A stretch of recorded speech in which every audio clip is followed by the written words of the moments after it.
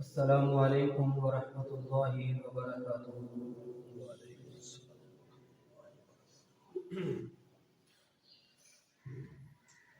الحمد لله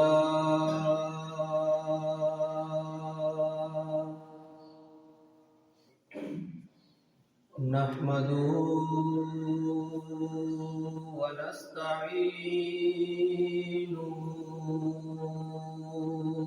ونستغفره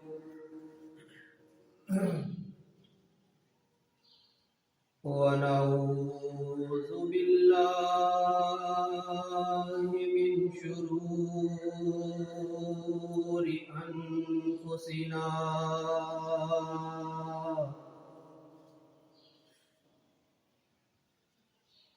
ومن سيئات أعمالنا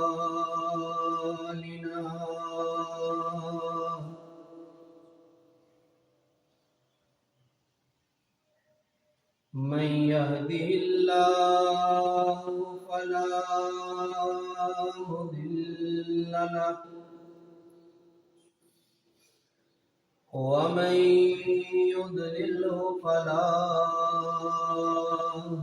هادي له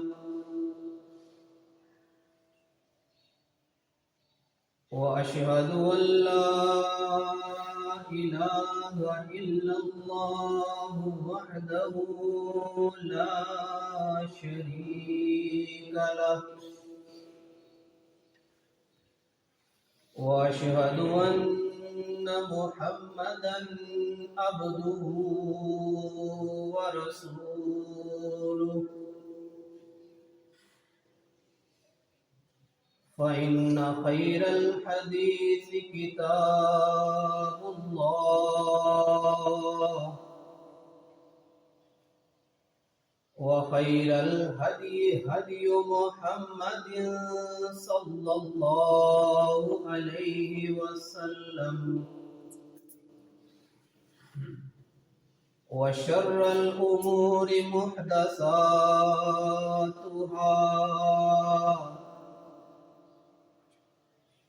وكل محدثة بدعة وكل بدعة ضلالة وكل ضلالة في النار. اللهم صل على محمد وعلى آل محمد كما صليت على إبراهيم وعلى آل إبراهيم إنك حميد مجيد.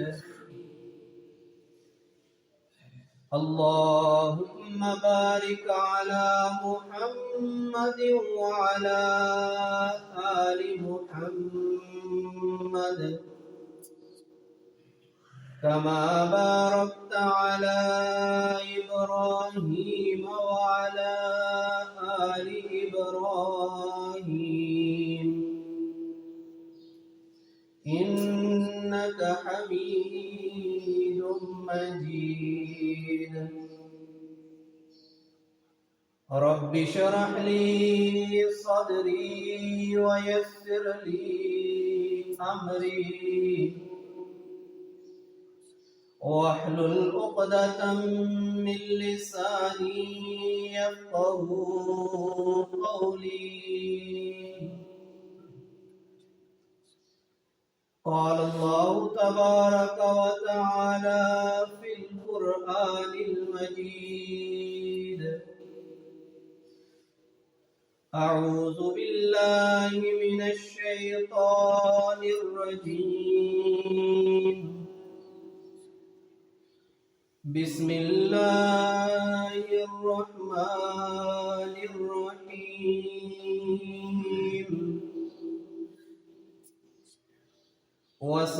وسارعوا إلى مغفرة من ربكم وجنة عرضها السماوات والأرض أعدت للمتقين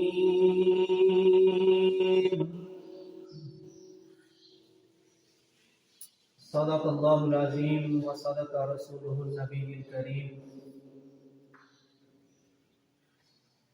ہر قسم کی حمد و ثنا، تعریف، تمجید، تمہید اس اللہ وحدہ لا شریک کے لیے کہ جس کے فضل اور احسان سے اس نے ہمیں ان گنت مخلوقات میں سے اشرف المخلوقات بنا کے اس دنیا میں بھیجا۔ بے شمار درود و سلام ہوں اس ہستی اقدس پر کہ جن کی وجہ سے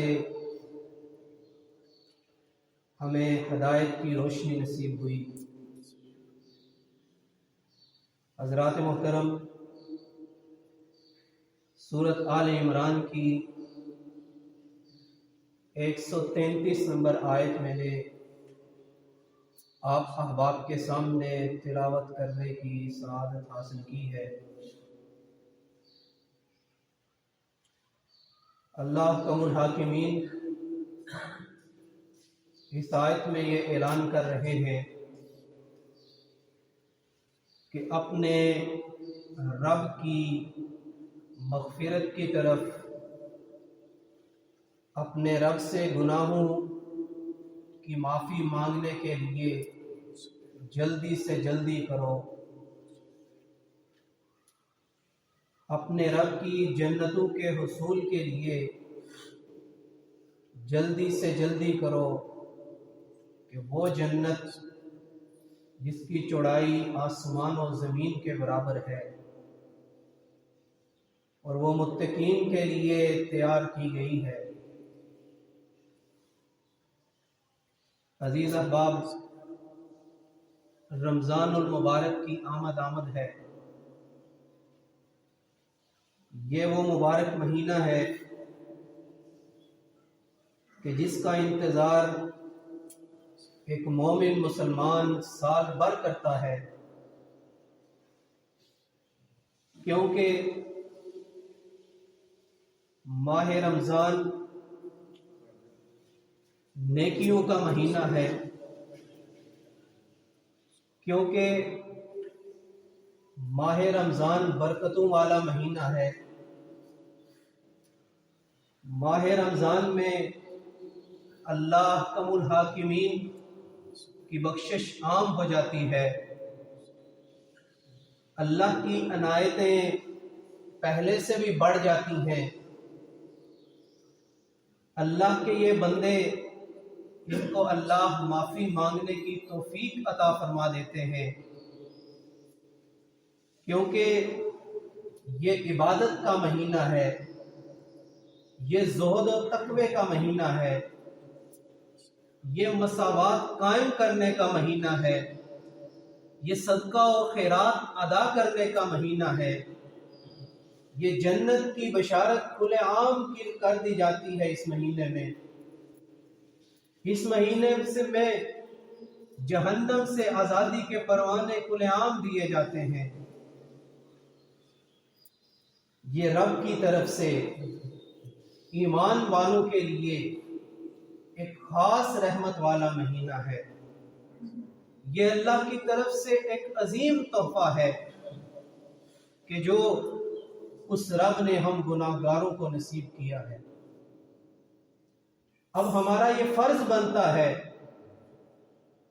کہ ہم اس مہینے کا استقبال ایک بہترین انداز میں کریں۔ ہم ذرا سوچیں تو صحیح کہ جب ہمارے ہاں کسی اعلیٰ مہمان کی آمد ہوتی ہے تو اس کے لیے گھروں کو سجایا جاتا ہے، گھر کے ہر فرد کے چہرے پہ خوشی کے آثار نظر آتے ہیں، اس کے لیے سارے گھر کی تیاریاں کی جاتی ہیں، گھر کا ماحول خوشی والا ماحول نظر آتا ہے۔ یہ صرف ایک مہمان کی خاطر تواضع کے لیے کیا جاتا ہے۔ تو کیا جو اس رب کی طرف سے ہمیں عطا کیا گیا ہے، کیا اس مہمان کے استقبال کے لیے ہمیں تیاری نہیں کرنی چاہیے؟ ہمیں اس مہمان کے استقبال کے لیے ابھی سے بہترین تیاری کرنے کی ضرورت ہے، اور یہ مہمان ہم سے تقاضا کرتا ہے کہ ہم اس کے لیے اپنے آپ کو تیار کریں۔ تو آج کے اس مختصر وقت میں ہم ان نکات کو جاننے کی کوشش کریں گے کہ اللہ احکم الحاکمین کہ اس مبارک مہینے کے لیے ہم نے خود کو تیار کیسے کرنا ہے، اور اس مہینے کا استقبال ہم نے کس انداز سے کرنا ہے۔ اللہ احکم الحاکمین فرماتے ہیں فمن شہد منکم الشہر، جو تم میں سے اس مہینے میں حاضر ہو، مطلب یہ ہوا کہ اس مہینے کا چاند دیکھنے کا بھی ہمیں اہتمام کرنا چاہیے۔ اس مہینے کا چاند دیکھنے کا اہتمام ہمیں اپنی اولادوں کو اس لحاظ سے ہمیں تیار کرنا چاہیے کہ یہ ایک بابرکت مہینے کا آغاز ہے۔ جس طرح تم دوسری چیزیں دیکھنے کی خواہش رکھتے ہو، تمہیں اس مہینے کا چاند دیکھنے کا بھی اہتمام ہونا چاہیے۔ سب سے پہلی چیز رمضان کے استقبال کے لحاظ سے اپنے اندر ہمیں اخلاص کو پیدا کرنا ہوگا۔ اسلام کی تمام تعلیمات ہمیں بار بار اس بات کی طرف لے کے جا رہی ہیں کہ ہمیں اپنے اندر اخلاص پیدا کرنا ہے۔ کسی بھی عمل سے پہلے ہمیں سب سے پہلے جو اپنے اندر تبدیلی لانی ہے، وہ ہمیں اپنی نیت کی تبدیلی لانی ہے۔ اللہ احکم الحاکمین قرآن مجید میں ارشاد فرماتے ہیں وَمَا أُمِرُوا إِلَّا لِيَعْبُدُوا اللَّهَ مُخْلِصِينَ لَهُ الدِّينَ۔ اللہ نے جو تمہیں اپنی عبادت کا حکم دیا ہے، اللہ احکم الحاکمین تم سے یہ تقاضا کرتے ہیں کہ تم اللہ کی عبادت خالص نیت کے ساتھ کرو، خالص ذہن کے ساتھ اللہ کی عبادت کرو۔ وَيُقِيمُوا الصَّلَاةَ وَيُؤْتُوا الزَّكَاةَ وَذَلِكَ دِينُ الْقَيِّمَةِ۔ نماز قائم کرنی ہے، زکوٰۃ ادا کرنی ہے، لیکن سب سے پہلے یکسو ہو کے اپنی نیت کو صحیح کرنا ہے۔ اسلام کے اندر نیت کا بہت مقام ہے۔ اپنے تمام اعمال کا جو دار و مدار ہے وہ نیت کے اوپر ہے۔ حضرت عمر بن خطاب رضی اللہ تعالیٰ عنہ کی حدیث ہے، اللہ کے نبی صلی اللہ علیہ وسلم نے فرمایا انما الاعمال بالنیات، کہ نیتوں کا اعمال کا دار و مدار نیتوں پر ہے۔ ایک لمبی حدیث کا ایک ٹکڑا ہے کہ انسان جس چیز کی نیت کرتا ہے وہ اسی کے لیے کافی ہو جاتی ہے۔ حتیٰ کہ ایک حدیث میں آتا ہے کہ انسان جب اپنا گھر تعمیر کرتا ہے، اگر وہ روشن دان اس نیت سے رکھے کہ اس روشن دان سے مجھے آذان کی آواز آئے گی، تو اس کا یہ عمل بھی اللہ احکم الحاکمین کے ہاں ثواب کا باعث بن جاتا ہے۔ تو سب سے پہلے ہمیں رمضان کے استقبال کے لیے اپنی نیت کو خالص کرنا ہے، مخلصین لہ الدین، خالص دین کے لیے اپنے تمام اعمال کرنے ہیں۔ اس کے بعد نبی صلی اللہ علیہ وسلم تو رمضان کی تیاری ماہ شعبان سے ہی شروع کر دیا کرتے تھے۔ اللہ کے نبی صلی اللہ علیہ وسلم کے حوالے سے حضرت عائشہ بیان کرتی ہیں اللہ کے نبی صلی اللہ علیہ وسلم کبھی اتنے روزے رکھتے کہ ہم یہ سمجھتے کہ آپ علیہ السلام کبھی روزہ چھوڑیں گے ہی نہیں۔ وہ فرماتی ہیں کبھی اتنے روزے چھوڑتے کہ ہم یہ سمجھتے کہ آپ کبھی روزے رکھیں گے ہی نہیں، لیکن جب شعبان کا مہینہ شروع ہوتا تو اللہ کے نبی صلی اللہ علیہ وسلم رمضان کے بعد سب سے زیادہ کثرت سے جو روزے رکھتے وہ شعبان کے روزے رکھتے۔ یہ اللہ کے نبی صلی اللہ علیہ وسلم اس مبارک مہینے کی تیاری کر رہے ہیں، اس کے استقبال کے لیے سب سے زیادہ روزے رکھ رہے ہیں۔ اسی طرح ایک یہ بھی مسئلہ یہاں پہ سمجھ لیجئے، اللہ کے نبی صلی اللہ علیہ وسلم جب شعبان کا نصف ہوتا تو اس کے بعد روزہ نہیں رکھتے۔ اللہ کے نبی صلی اللہ علیہ وسلم نے جہاں اپنی نیت کو خالص کیا، جہاں اپنے ذہن کو اور ہمیں یہ تربیت کی کہ رمضان کے لیے تیاری کریں، وہاں جسمانی اعتبار سے بھی ہمیں یہ حکم دیا کہ اپنے آپ کو رمضان کے لیے تیار کر لو۔ اسی طرح جب اگر کوئی شخص رمضان کے لیے خاص 1-2 دن پہلے روزہ رکھنا چاہتا ہے تو اس سے اللہ کے نبی صلی اللہ علیہ وسلم نے منع کیا ہے۔ نبی صلی اللہ علیہ وسلم کے فرمان کے مطابق اگر کوئی ہفتہ وار سوموار اور جمعرات کا روزہ رکھ رہا ہے اور وہ ان دنوں میں آ جاتا ہے رمضان سے 1 یا 2 دن پہلے تو وہ اس کے لیے رکھنا جائز ہے۔ نبی صلی اللہ علیہ وسلم کہ ہمیں اس مبارک مہینے کی عظمت کا ہمیں ادراک ہونا چاہیے، ہمیں اس بات کا احساس ہونا چاہیے کہ اللہ نے اس مہینے کو کتنی عظمت دی ہے۔ یہ بڑا عظمتوں والا مہینہ ہے، یہ بڑا رفتوں بڑا برکتوں والا مہینہ ہے۔ اس کا اندازہ آپ اس بات سے لگا لیں، اس کے اندر ایک رات ایسی ہے جس کو اللہ احکم الحاکمین نے اس کی عبادت کو 1000 مہینوں کے برابر قرار دیا۔ اللہ احکم الحاکمین 30ویں پارے میں ارشاد فرماتے ہیں، اِنَّا أَنزَلْنَاهُ فِي لَيْلَةِ الْقَدْرِ لَيْلَةُ الْقَدْرِ خَيْرٌ مِّنْ أَلْفِ شَهْرٍ تَنَزَّلُ الْمَلَائِكَةُ وَالرُّوحُ۔ یہ ایسی بابرکت رات ہے کہ اللہ احکم الحاکمین نے اس رات قرآن بھی نازل کیا، اور یہ 1000 مہینوں سے بہتر رات ہے۔ کہاں ایک رات کی یہ عبادت اور کہاں انسان پورا سال عبادت کرتا رہے تو وہ اس مقام کو نہیں پہنچتا۔ اور اب یہ ہم نہ سمجھ لیں کہ شاید اس کی ایک رات کی فضیلت والی ہے، نہیں، بلکہ یہ پورا مہینہ ہی قدر و منزلت والا ہے، اس کا ہر دن برکت والا ہے، اس کی ہر رات برکت والی ہے۔ جیسے ایک حدیث میں آتا ہے، صحابی بیان کرتے ہیں کہ دور دراز علاقے کے 2 شخص اکٹھے اسلام لائے اور ان دونوں کے اندر اسلام کے اندر اعمال کرنے کی جستجو اتنی زیادہ تھی، وہ دونوں ایک دوسرے سے زیادہ عمل کرنا چاہتے تھے۔ صحابی بیان کرتے ہیں کہ ان میں سے ایک شخص جہاد میں شامل ہوا، اللہ نے اس کو شہادت عطا کر دی۔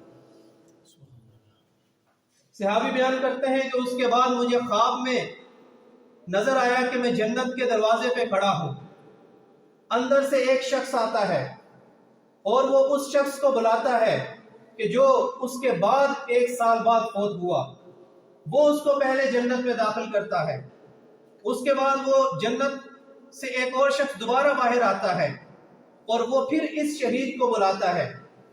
وہ صحابی کہتے ہیں کہ اتنے میں میری آنکھ کھل گئی اور میں نے لوگوں کو یہ معاملہ بتایا کہ جو شہید ہوا تھا اس کو بعد میں جنت میں داخل کیا گیا، اور جو اس کے بعد زندہ رہا اس کو پہلے جنت میں داخل کیا گیا۔ کہتے ہیں کہ میں نے معاملہ نبی صلی اللہ علیہ وسلم کے پاس لے گیا۔ آپ علیہ السلام نے پوچھا، کیا تم جانتے ہو کہ وہ جو شخص شہید نہیں ہوا تھا وہ اس کے بعد کتنے عرصے بعد فوت ہوا؟ صحابہ کہتے ہیں کہ ہم نے کہا کہ اللہ کے رسول وہ 1 سال بعد فوت ہوا۔ اللہ کے نبی صلی اللہ علیہ وسلم نے فرمایا، کیا اس نے 1 سال میں رمضان پایا تھا؟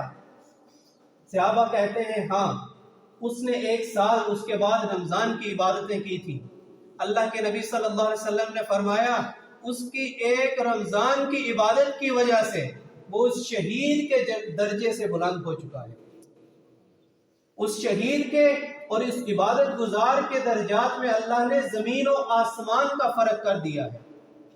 یہ اللہ کے نبی صلی اللہ علیہ وسلم نے ماہ رمضان کی فضیلت بتائی ہے۔ ہمیں اس کی فضیلت کو، اس کی اہمیت کو اپنے اندر اس کا احساس کر کے ہم نے عبادتیں اپنے مقام پہ اس کو مکمل کرنی ہے۔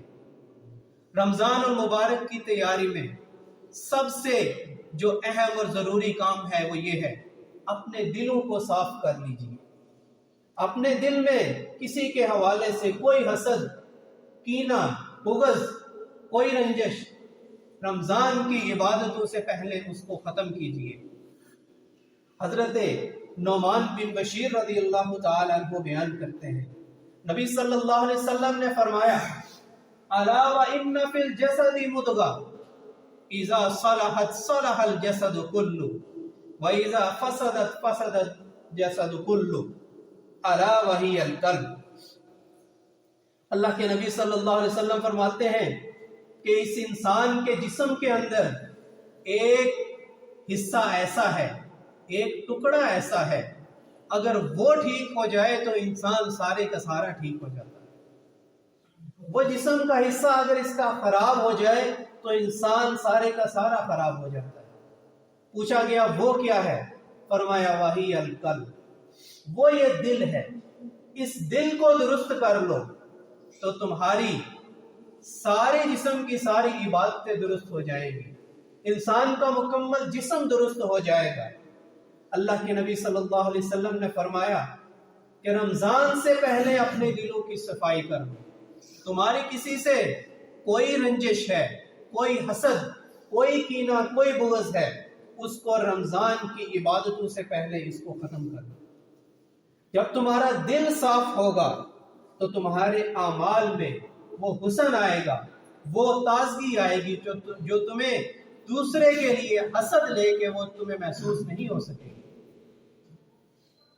ہمیں اللہ کم الحاکمین کا شکر ادا کرنا چاہیے کہ اللہ کم الحاکمین نے ہمیں اس مبارک مہینے کے وہ ایام ہمیں وہ دکھانے والے ہیں جو شاید ہم میں سے کتنے ہیں جو پچھلے رمضان تو ہمارے ساتھ تھے لیکن اس رمضان ہمیں وہ نظر نہیں آ رہے۔ کتنے ہی ہمارے رشتہ دار ہیں، کتنے ہی ہمارے دوست احباب ہیں، کتنے ہی ہمارے جاننے والے ہیں جو پچھلے رمضان میں تو ہمارے ساتھ سحریاں افطاریاں کیا کرتے تھے، قیام اللیل کیا کرتے تھے، ہمارے ساتھ وہ رمضان کی عبادتوں میں مصروف تھے، لیکن آج ہمیں وہ نظر نہیں آ رہے۔ تو ہمیں اس بات کا احساس اپنے اندر جگانا ہے اور ہمیں اللہ کا شکر ادا کرنا ہے کہ اس رب نے ہماری زندگی میں ایک مرتبہ پھر یہ رمضان کا مہینہ ہمارے لیے لایا، اور ہمیں اس بات کا شکر اس انداز میں کرنا ہے۔ اللہ کم الحاکمین فرماتے ہیں وَإِذْ تَعَذَّنَ رَبُّكُمْ لَئِن شَكَرْتُمْ لَأَزِيدَنَّكُمْ وَلَئِن كَفَرْتُمْ إِنَّ عَذَابِي لَشَدِيدٌ۔ اللہ کم الحاکمین فرماتے ہیں کہ اگر تم میری نعمتوں پہ شکر ادا کرو گے تو میں تمہیں یہ دوبارہ دیا کروں گا، میں اپنی نعمتوں کو تمہیں دوبارہ عطا کروں گا اگر تم شکر کرو گے۔ تو ہمیں اللہ کی اس نعمت کے اوپر شکر ادا کرنا ہے تاکہ ہمیں اللہ کم الحاکمین یہ رمضان دوبارہ نصیب کرے۔ اللہ حکم الحاکمین کی اس نعمت کا احساس ہم نے اپنے دل میں جگانا ہے کہ اللہ نے ہم پہ اتنا انعام کیا کہ اللہ حکم الحاکمین نے ہمیں رمضان عطا کر دیا۔ رمضان کی تیاری میں سب سے ایک اہم چیز یہ ہے کہ ہمیں اللہ حکم الحاکمین سے اپنے سارے گناہوں کی معافی مانگنی ہے۔ وہ ہم ایک مثال سنا کرتے ہیں کہ صبح کا بولا جب شام کو گھر آئے تو اس کو بولا نہیں کہا جاتا۔ اگر 11 مہینے ہم سے اللہ کی نافرمانی ہوئی ہے، اگر ہم سے گناہ ہوئے ہیں، ایک دوسرے کے ساتھ ہم نے زیادتیاں بھی کی ہیں، جانے انجانے میں ہم سے گناہ بھی ہوئے ہیں، جانے انجانے میں ہم نے ایک دوسرے کو تکلیف بھی پہنچائی ہے، تو ہمیں اس ماہ مبارک کی آمد کے استقبال میں سب سے پہلے یہ کرنا ہے کہ اللہ سے اپنے سابقہ گناہوں کی معافی مانگنی ہے۔ اور وہ احکم الحاکمین وہ صرف یہ نہیں کہتا کہ جس گناہ کی معافی مانگو گے میں وہی معاف کروں گا۔ اللہ احکم الحاکمین فرماتے ہیں کہ تم مجھ سے توبہ کرو، تم مجھ سے گناہوں کی معافی مانگو، میں تمہارے سارے گناہ معاف کر دوں گا۔ اللہ احکم الحاکمین فرماتے ہیں قل یا عبادی الذین اسرفوا علی انفسہم، اے نبی صلی اللہ علیہ وسلم ان لوگوں سے یہ کہہ دے اگر آپ اپنے جانوں پہ زیادتی کر چکے ہیں، اگر آپ گناہوں سے لت پت خود کو میری بارگاہ میں لا چکے ہیں، لا تقنطوا من رحمت اللہ، تو یہ نہ سمجھنا کہ اللہ احکم الحاکمین تمہیں معاف نہیں کریں گے۔ لا تقنطوا من رحمت اللہ، اللہ کی رحمت سے تم نے مایوس نہیں ہونا۔ تمہیں دنیا سے مایوسی تو ہو سکتی ہے، تمہیں دوست احباب سے مایوسی تو ہو سکتی ہے، لیکن اللہ کی رحمت سے تم نے مایوس نہیں ہونا۔ کیوں؟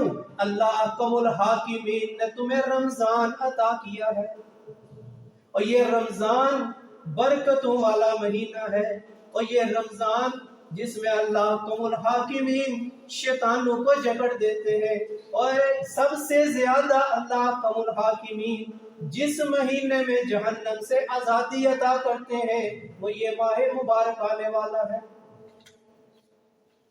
اللہ احکم الحاکمین فرماتے ہیں کہ ہم چند گناہوں کی معافی نہیں دیتے، یغفر الذنوب جمیعا، وہ تمام گناہ معاف کر دیتا ہے۔ تو رمضان کی تیاری میں سب سے جو اہم بات وہ یہ ہے کہ اپنے آپ کو نمازوں کے لیے اس قدر تیار کر لیجئے کہ آپ کی ہر نماز تکبیر اولیٰ کے ساتھ ہونی چاہیے۔ حدیث میں آتا ہے کہ جس شخص نے 40 دن تکبیر اولیٰ کے ساتھ نماز ادا کی، تکبیر اولیٰ اس کو کہتے ہیں کہ جب امام سب سے پہلے جو پہلی تکبیر کہتے ہیں اللہ اکبر، اور اس وقت آپ صف کے اندر موجود ہیں۔ جو شخص 40 دن تکبیر اولیٰ کے ساتھ نماز ادا کرتا ہے، اللہ کے نبی صلی اللہ علیہ وسلم فرماتے ہیں لہو براءتان، اللہ احکم الحاکمین نے اس کے لیے 2 برات نازل کی ہیں۔ آج ہم کہتے ہیں کہ ہمیں شب برات نصیب ہو جائے، اور حدیث کے اندر جس کو اللہ احکم الحاکمین کے نبی نے برات کہا ہے وہ یہ ہے لہو براءتان، 40 دن تکبیر اولیٰ کے ساتھ نماز پڑھنے والے کو نصیب ہوں گی۔ وہ 2 برات کیا ہیں؟ براءۃ من النار، اللہ احکم الحاکمین اس کو جہنم سے آزادی عطا کر دیتے ہیں۔ براءۃ من النفاق، اللہ احکم الحاکمین اس کو نفاق سے برات عطا کر دیتے ہیں۔ یہ تو رمضان کی بات ہے۔ ہمارے اسلاف عام دنوں میں بھی تکبیر اولیٰ سے اپنی نماز کو لیٹ نہیں کیا کرتے تھے۔ کتنے ہی احادیث ہیں، محدثین کے بارے میں کتنے اقوال ملتے ہیں کہ کئی سال انہوں نے اپنی نماز کو تکبیر اولیٰ سے لیٹ نہیں ہونے دیا۔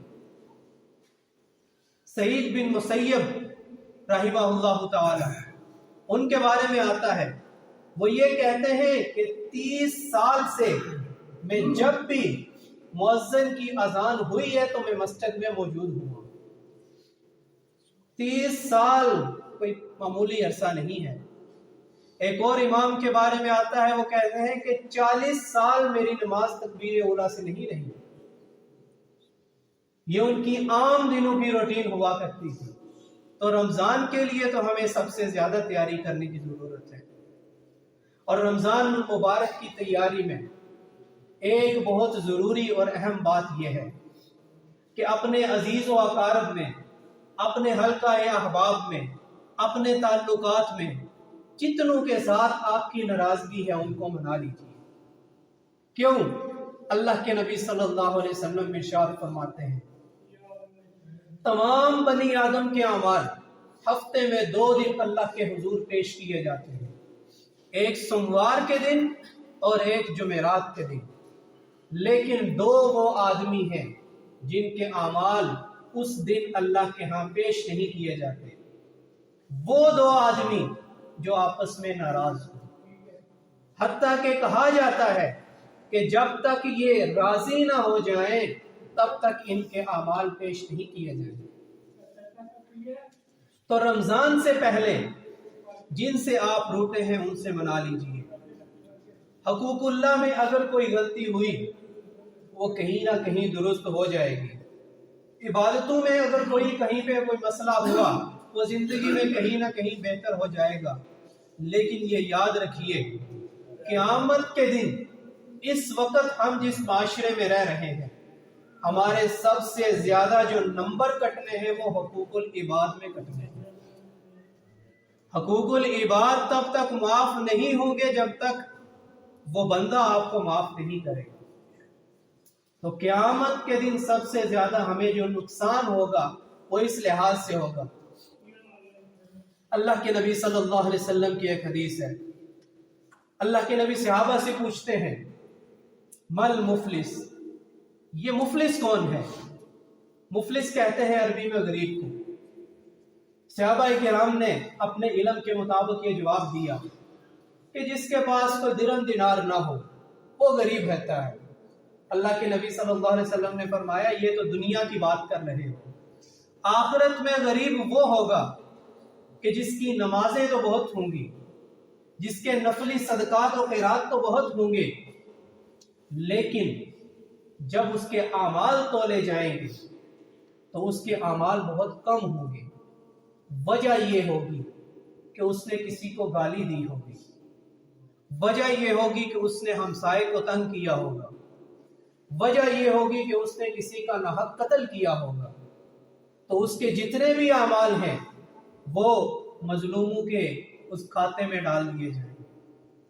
تو ہمیں رمضان کی عبادتوں کو قبول کروانے کے لیے اپنی ان بیماریوں کو بھی ختم کرنا ہے کہ جو ہم سے رکے ہوئے ہیں ان کو منانا ہے، اور خالص سب لوگوں کے دلوں کو صاف کر کے اللہ کے حضور پیش ہونا ہے۔ اسی کے حوالے سے ہم 11 مہینے مختلف ہماری روٹین ہوتی ہے، ہماری کبھی نماز لیٹ بھی ہو جاتی ہے، کبھی ہمارے جو روزانہ کے اذکار ہیں وہ لیٹ بھی ہو جاتے ہیں۔ تو رمضان کے حوالے سے سب سے بہترین یہ ہے کہ اپنے اس نظام و اوقات کو ترتیب دیجیے۔ اب سلف کیا کرتے تھے؟ سلف جب رمضان آتا، سلف صالحین جب رمضان آتا تو اپنے آپ کو باقی ساری مصروفیات سے الگ کر کے صرف قرآن کے لیے خاص کر لیتے۔ امام زہری رحمہ اللہ تعالی کے بارے میں آتا ہے جب رمضان آتا تو وہ یہ کہتے انما ہوا قراءۃ القرآن و اطعام الطعام، اب قرآن پڑھنے کا مہینہ آ گیا ہے اور لوگوں کو کھانا کھلانے کا مہینہ آ گیا ہے۔ وہ رمضان کو صرف قرآن پڑھنے کے لیے خاص کر دیا کرتے تھے، حتیٰ کہ امام سفیان ثوری رحمہ اللہ کے بارے میں آتا ہے کہ جب رمضان کا مہینہ شروع ہوتا تو وہ اپنے باقی وظائف بھی چھوڑ دیتے، صرف قرآن مجید پڑھتے رہتے۔ حتیٰ کہ چند اسلاف کے بارے میں آتا ہے کہ وہ اپنی روٹین کو اس انداز سے لے کے چلتے کہ وہ چند دنوں میں ایک قرآن مجید مکمل کر لیا کرتے تھے۔ تو ہمیں بھی اس بات کی طرف توجہ دینی ہے کہ کیا رمضان ہمارے جو اللہ نے ہمیں نصیب کیا ہے، کیا ہم نے اس کے اندر اپنے قرآن پڑھنے کے ٹائم کو کس لحاظ سے لے کے چلنا ہے۔ تو یہاں پہ میرے چند نوجوان بیٹھے ہیں تو میں آپ کو اس بات کی طرف اشارہ کرتا چلوں، آج ہم سب سے زیادہ جس چیز کی وجہ سے نقصان میں ہے وہ یہ ٹی وی، یہ سوشل میڈیا، یہ وہ نشریات جو ہمیں رمضان کی عبادتوں کو انہوں نے ہمارے اندر سے اس کا جو روح تھی وہ اس کو ختم کر دیا ہے۔ تو رمضان کی تیاری میں ہم نے سب سے پہلے اپنے آپ کو ان چیزوں سے دور کرنا ہے، ان چیزوں کو اپنے سے ختم کرنا ہے، اپنے وقت کا ہم نے صحیح استعمال کرنا ہے، اور سب سے زیادہ ضروری بات کہ اس ماہ رمضان کی عبادت کو بس یہ سمجھ لیں کہ یہ میرا آخری رمضان ہے، مجھے اس کے بعد رمضان نصیب نہیں ہوگا۔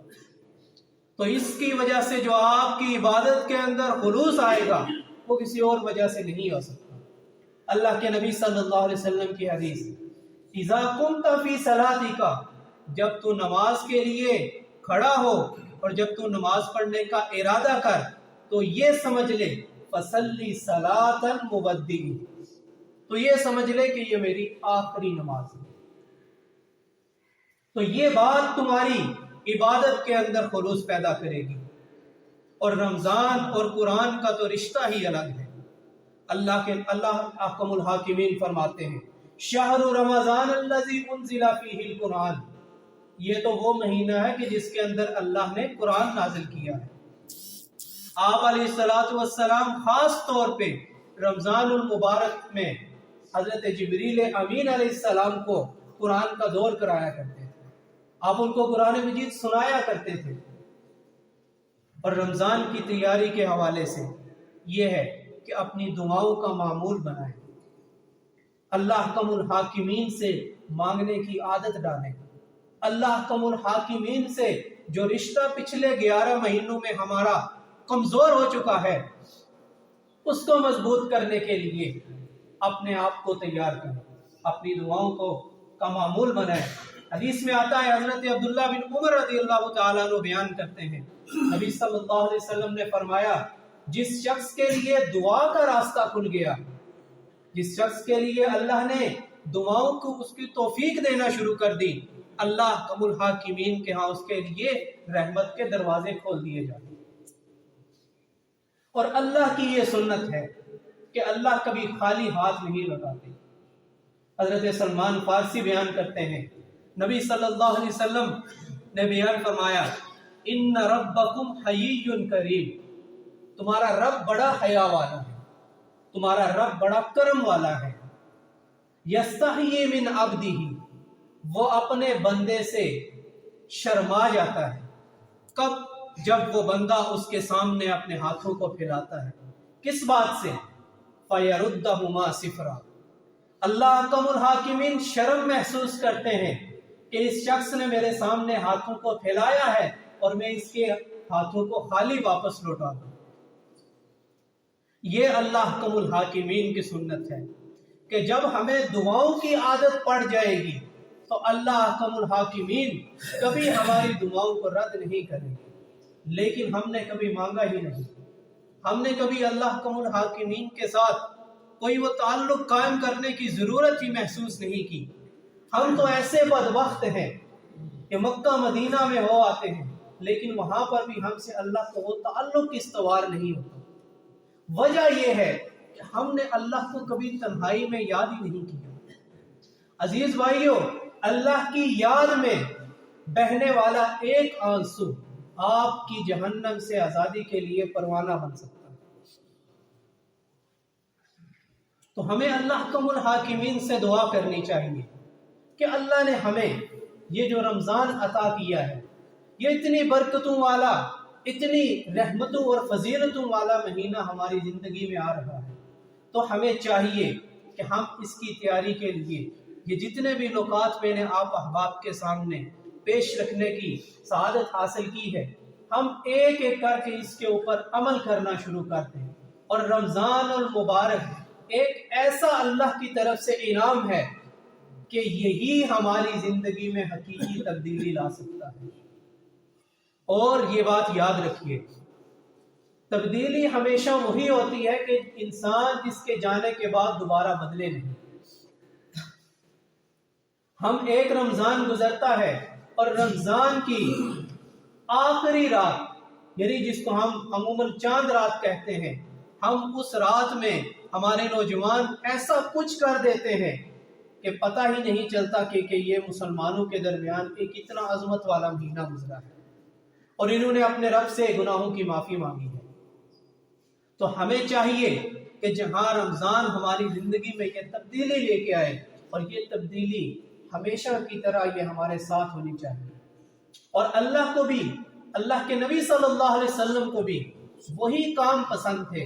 حضرت عائشہ بیان کرتی ہیں، احب الاعمال الی اللہ ادومها وان قل، اللہ کے نزدیک وہ اعمال سب سے زیادہ پسندیدہ ہیں۔